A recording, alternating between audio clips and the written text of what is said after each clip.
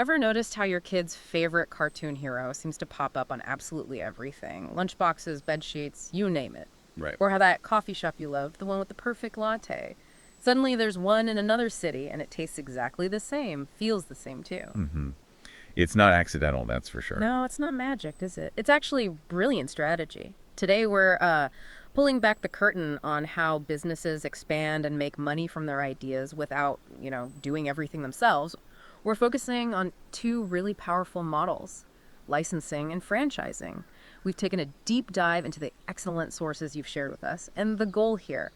By the end of this conversation, you'll not only get the key differences, but you'll have a clearer idea of when each strategy really makes sense, maybe for you. Yeah, and what's fascinating, I think, is how often these terms get thrown around almost interchangeably. They really do. But their implications, I mean, for control, for risk, for how the money flows, they're vastly different. Getting this clear isn't just like academic jargon, it's critical for making smart business moves, whether you're building your own brand or maybe looking to invest in one. That clarity is exactly what we need. So before we get into the real nitty-gritty, the what does this mean for my businesses stuff, Yeah. can you give us the quick, plain language rundown? What is licensing and what is franchising? Just set the stage for us. Sure thing. Let's start with licensing. Basically, think of it as giving someone permission. Permission to use a specific piece of your intangible property. Okay, intangible, like what? Like a patent, maybe a trademark, could be a secret recipe, a design, copyright, some kind of technology. The key is it's specific. The owner, that's the licensor, lets another company, the licensee, use this particular thing, this IP, for a set time, maybe in a specific place. And they pay for that, right? Exactly. In exchange, the licensee pays, usually royalties. But here's the important part. The licensee typically runs their own business. They have quite a bit of freedom in how they operate day to day, outside of how they use that specific licensed IP. Got it. So, permission for one specific asset. How does franchising compare then? Franchising. Yeah. Well, it's a much bigger package. Here, the company, the franchisor, lets an entrepreneur, the franchisee, open and run an entire business. The whole thing. The whole shebang. Using the franchisor's brand name, their complete operating system, their whole business model. It's not just one piece of IP, it's the entire playbook. Wow, okay. And the franchisor provides a ton of support. We're talking initial training, detailed operating manuals, ongoing help, and this is crucial. They monitor quality really closely. To make sure it's all the same. Precisely. The goal is making sure the franchisee's business looks, feels, and operates almost exactly like all the others. That consistent brand experience is paramount. Okay, that distinction's specific IP versus the full operating system, that's already really helpful. But, for someone actually facing this decision, what are the finer points? Where do people get tripped up when they compare these side by side? That's a great question because it really is in those subtler differences where the big strategic choices lie. If we sort of zoom in on those distinctions, they really shape everything. Commitment level, risk, even how much room there is to innovate, maybe. Let's start with what is actually granted. We touched on it, but let's nail it down. With licensing, you're mainly getting the right to use specific IP, a formula, a character, code. Like the cartoon character on Lunchbox. It's absolutely. But with franchising, you're buying the right to operate a whole business under that brand. You get the methods, the manuals, the systems, everything. And that difference directly impacts the scope. Licensing, usually pretty narrow, one IP, maybe a small bundle, like just the logo on a t-shirt. Right. Franchising, though, much, much broader. It's the brand, the operating system, the training, rules about supplies, the works. So it's almost like with licensing, you're saying, here's my special blue paint, use it on your painting. But franchising is like, here's the blue paint, the canvas, the brushes, the instructions, and you have to paint this specific picture exactly like I show you. That sounds like a massive difference in control. That's a perfect analogy. Spot on. And it brings us right to control by the owner. With licensing, the licensor usually has low to moderate control. They might set quality standards for the product using their IP, sure. Like making sure the Captain Comet toy looks right. Exactly. But they're probably not dictating how the toy factory is run day to day. The licensee manages their own business. Okay. A franchisor, totally different story. High control. They dictate the look, the feel, the menu, the services, who you buy supplies from, the procedures. They do quality checks constantly. That sounds like a lot of work for the franchisor. It is a lot of work, and it costs money to maintain that level of oversight. But that high control is the only way to guarantee that replication, that consistent experience. Think identical burgers, identical hotel rooms. That's the core of the franchise promise. Right, consistency is key. But that lack of control in licensing must offer something too. Maybe speed or less hassle. Absolutely. Lower control and licensing means, potentially, faster market entry for the licensor without the operational headaches. Get your IP out there quickly. But the flip side is the risk, right? Brand dilution, maybe, if the licensee doesn't handle your IP well or cuts corners. It's always a trade-off. Control versus speed and simplicity. And this ties right into the business model. A licensee, within the license terms, pretty much runs their business how they see fit. A franchisee? Nope. They run the business exactly to the franchisor system. The customer should barely be able to tell one location from another. The brand is the system. Makes sense. What about the money side? How do the fees usually work? The money and fees. Usually quite different structures. Licensing typically involves royalty payments. A percentage of sales of the product that uses the IP, or maybe a fixed fee per unit. Sometimes there's an upfront fee too, especially for exclusive rights. It's okay, royalties on sales. Franchising, on the other hand, usually starts with a hefty upfront franchise fee. That's the buying cost for the system. Then, yes, there are ongoing royalties, often a percentage of the franchisee's total revenue, not just on one product. And on top of that, you might have marketing fund contributions, tech fees. So potentially more income streams for the franchisor, but also sounds more complex. Definitely more complex. And then there's support and training. With licensing, support can range from minimal to moderate. It really depends on the deal, maybe some technical specs, but that's often it. Right. Franchising. Extensive support is part of the package. Comprehensive initial training, incredibly detailed manuals, ongoing operational help, marketing campaigns, even assistance finding the right location. It's a much deeper relationship. Okay, and we see these in different places, right? What industries tend to lean one way or the other? Yeah, there are definite patterns. You see a lot of licensing in, say, pharmaceuticals licensing drug patents, software licensing code or engines, fashion designers licensing their name or logo onto bags, perfumes, eyewear. Technology licensing is huge too. Right, the Intel Inside kind of thing? Exactly like that. Franchising is dominant where consistency is king. Think quick service restaurants, McDonald's, Subway, retail chains, clothing stores, hardware stores, hotels, and tons of service businesses, cleaning services, tutoring centers, fitness gyms. Okay, got it. And legally, I assume the paperwork looks pretty different. Oh, absolutely. The typical legal form reflects the scope. Licensing uses a license agreement, which is very focused on the IP itself. What rights, where, for how long, the royalties. Protecting the asset. Exactly. Franchise agreements are much longer, more complex beasts. They cover all the operational rules, the training, quality standards, how you can renew or terminate dispute resolution. And crucially, in many places like the US and elsewhere, franchising is heavily regulated. Franchisors must provide detailed disclosure documents before a franchise signs anything. It's a big legal difference. Wow, okay. Those distinctions, especially around control, scope, and the legal side, they really paint a much clearer picture than just the basic definitions. The examples help too. Can we talk through a few more everyday ones, things people see all the time, just to really cement the difference? Absolutely. Concrete examples really help it click. So for licensing, let's stick with that cartoon character, Captain Comet. The film studio licenses him to a toy company. Toy company pays royalties on action figure sales. Studio says yes or no to the toy design, but they don't care how the toy company runs its HR department or manages its warehouse logistics. Right, totally separate businesses, just connected by the character. Precisely. Or think about software. Maybe a company has amazing graphics rendering software. They license that engine to a video game developer. The game dev pays for the rights to use the engine in their game, but they build the rest of the game themselves. They market it, they support the players. The engine creator gets paid for their specific tech. Okay. Or that pharmaceutical example again. Big pharma company licenses a patent for a drug to a generics manufacturer in India. The Indian company pays fees, follows the chemical formula exactly, but manages its own production line, distribution networks, sales force in its territory. Got it. Hands-off, specific asset. What about more franchising examples we'd recognize? Franchising examples are everywhere. Think about almost any major fast food chain. Let's call one Pizza Palace. Someone wants to open a Pizza Palace in their town. They pay Pizza Palace HQ a big fee up front, agree to pay ongoing royalties. And in return? In return, they get the brand name, the exact recipes for every pizza, the specific ovens they have to buy, the layout design for the restaurant, the uniform standards for employees, the approved list of suppliers for flour and cheese, the training program. Everything. Wow. And Pizza Palace HQ keeps a close eye to make sure that franchisee is following all those rules. So Yeah. when you walk into that pizza palace, it feels just like every other pizza palace. That's the model. That consistency is everything. It really is. Or take a retail clothing store franchise, say Style Station. A franchise buys in. They get told exactly how to lay out the store, what point of sale system to use, how to manage inventory based on corporate guidelines, how staff should greet customers.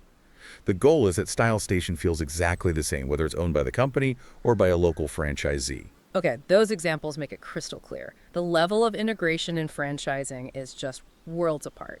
Now, let's talk brass tacks. The money, the risk, the legal side. What does this all mean for the bottom line? Who's really putting up the cash? Who's taking the gamble? And what are the legal safety nets or potential traps? Right, this is where it gets very practical very quickly. Understanding the financials and the legal framework is absolutely essential for both sides of the table. Let's start with the money flow, how it typically works. In licensing, as we said, it's often about royalty payments, usually a percentage of sales of the product using the IP, maybe a fixed fee per item. Like a slice of the pie for each licensed product sold. Pretty much. Sometimes there's an upfront payment too, maybe for exclusivity, but the main engine is often those ongoing royalties. It can be a relatively passive income stream for the licensor once it's set up. Okay, a steady trickle based on usage. How's franchising different financially? Franchising usually has a more complex structure. It often starts with that significant upfront franchise fee. That's the price of admission, buying into the system. A bigger initial investment for the franchisee. Definitely. Then you have the ongoing royalties, typically a percentage of the total sales of the franchisee's business, not just one product line. Plus, very often, there are additional required contributions, maybe to a national advertising fund, technology fees, sometimes even mandatory purchases of supplies from the franchisor or approved vendors. So, multiple revenue streams for the franchisor, but also more financial obligations for the franchisee. Exactly. And it's really important to add a caveat here. These are general patterns. The actual numbers, the percentages, the fee structures, Yeah. they can vary hugely depending on the industry, how strong the brand is, the specific country's market. Right, always read the fine print. Okay, so that's the money flow. What about risk and investment? Who's putting skin in the game? Good question. Let's break down who takes what risk, who invests what. In licensing, it's generally the licensee who shoulders most of the market risk and the manufacturing risk. They're the ones investing in making the product, marketing it, selling it. So if the Captain Comet toys don't sell, that's mostly the toy company's problem. Largely, yes. The licensor's risk is lower on that front. Their main risk is more around their IP being misused or their brand getting damaged if the licensee does a poor job or acts improperly. Makes sense. And for franchising. In franchising, the franchisee makes the big capital investment. They pay for building out the store or the restaurant, buying the equipment, hiring staff, initial inventory. They bear the direct operational risk of making that specific location profitable. So they're putting up the money for the physical place. What's the franchisor's main risk then? The franchisor's biggest risk is reputational. If one franchise provides bad service or has a food safety issue or cuts corners, it can damage the entire brand for everyone. That's why they maintain such high control. They're protecting the value of the whole system. It's a trade-off. Franchisors get rapid growth funded by franchise capital, but they take on the burden of system-wide brand protection. That explains the intense oversight.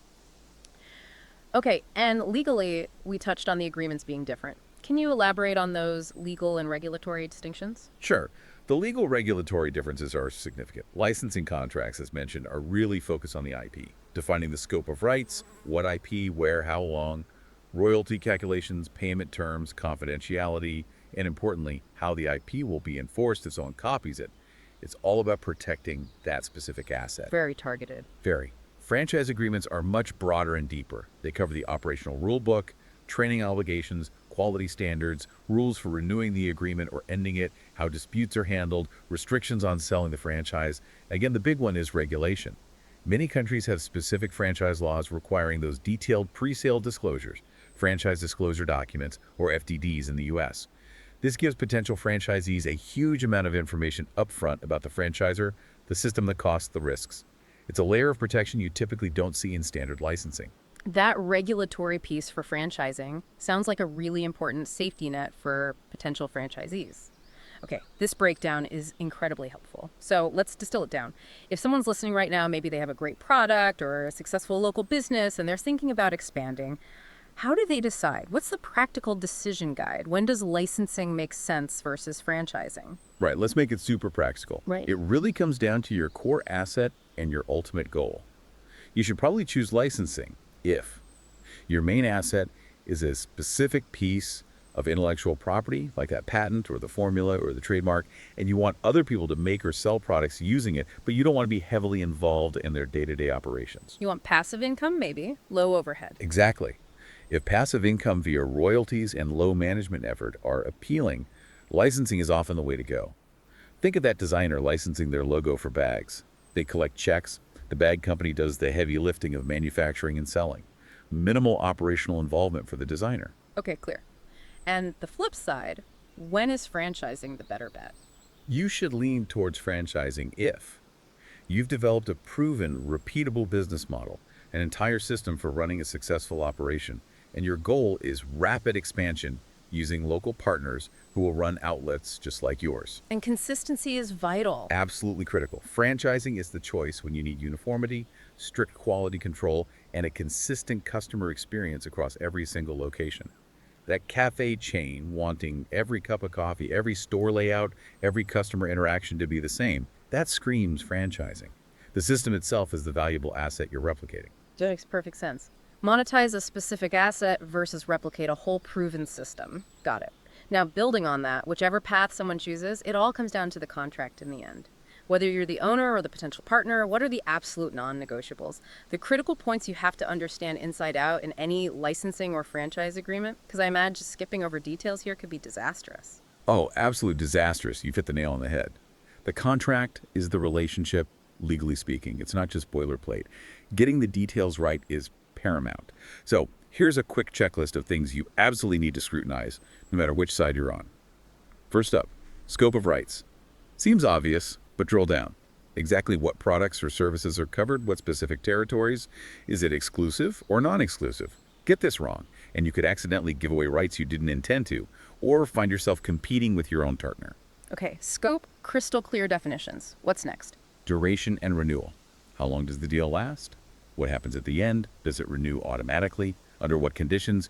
You need to know the lifespan of the agreement and the terms for continuing or ending it. Right. Don't want any surprises there. Definitely not. Third, fees and royalties. How are they calculated? Exactly. When are payments due? And crucially, what are the audit rights? Can the licensor check the licensee's books? Can the franchisee verify the franchisor's ad fund spending? Clarity and audit rights prevent disputes later. Good point. Verify. Fourth, quality and performance standards. What quality level is required? Can the licensee make changes? What are the franchisor's inspection rights? What training must be provided or undertaken? This is vital for protecting brand reputation, especially in franchising. Keeping the standards high makes sense. Fifth, IP protection and enforcement. If someone infringes the patent or trademark, who's responsible for suing them? Who pays the legal fees? This can get very extensive, so you need clarity up front. Yeah, legal battles are no joke. Sixth, termination and consequences. Under what specific circumstances can either party terminate the agreement early? And what happens then? What about leftover inventory, customer data, intellectual property rights after termination? Thinking through the what-ifs is crucial. The exit strategy, essentially. Seventh, transferability. Can the licensee or franchisee sell their rights or their business to someone else? If so, does the original owner have approval rights? This impacts who you end up partnered with long term. Control over who represents your brand. Important. Very. And finally, number 8, governing law and dispute resolution. Which countries' or states' laws apply to the contract? Is there mandatory arbitration instead of going to court? And for franchises, are all the local regulatory disclosures properly handled? Getting the legal jurisdiction wrong can be a nightmare. These are all absolutely critical checkpoints. That checklist is gold. Seriously valuable for anyone looking at these agreements. Okay, let's try to tie it all together now with a quick practical scenario. Imagine you've invented this amazing secret recipe for cookies. They're incredible. And you want people in other cities, maybe even other countries, to be able to sell them. How would licensing versus franchising look for your cookie empire? Great scenario. Perfect way to illustrate the choice. Okay, you got this magic cookie recipe. Option A is you license the recipe. So you find local bakeries in different cities, you give them the exact recipe, maybe some quality specs for ingredients. They bake the cookies using your recipe. They'd probably sell them under their own bakery name. maybe with a small note like featuring the original recipe. So they run their own shop just using my recipes. Exactly. They manage their bakery, their staff, their marketing. They pay you a royalty, perhaps per cookie or per box sold. You get income from your recipe without the headache of running bakeries all over the place. Okay, sounds relatively simple. What's the downside? The downside is control. You likely have very little say over the customer experience in that bakery. The shop's atmosphere, the service level, what other maybe less good products they sell alongside your amazing cookies. That's mostly out of your hands. Your brand is just the recipe itself, not the whole bakery experience. Right, I see. Okay, so what's option B? Option B is you franchise the bakery concept. Here, you're providing much more than just the recipe. You give them your baker's brand name, Magic Cookies Inc.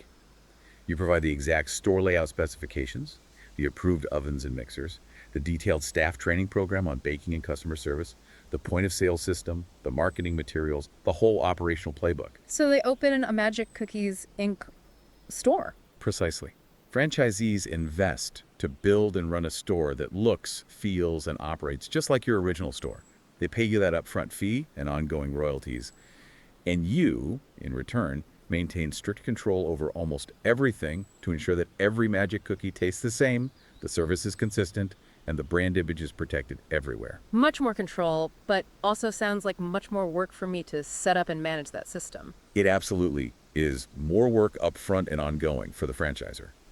But if that consistent brand experience, making sure every customer gets the Magic Cookies Inc. experience you designed is your top priority, then franchising is likely the better path, despite the complexity. If you just want your recipe used widely and are okay with less control over the final presentation, licensing the recipe might be simpler. That really clarifies the trade-offs. Control versus simplicity, system versus asset. Exactly. So if you need a final quick takeaway, remember this.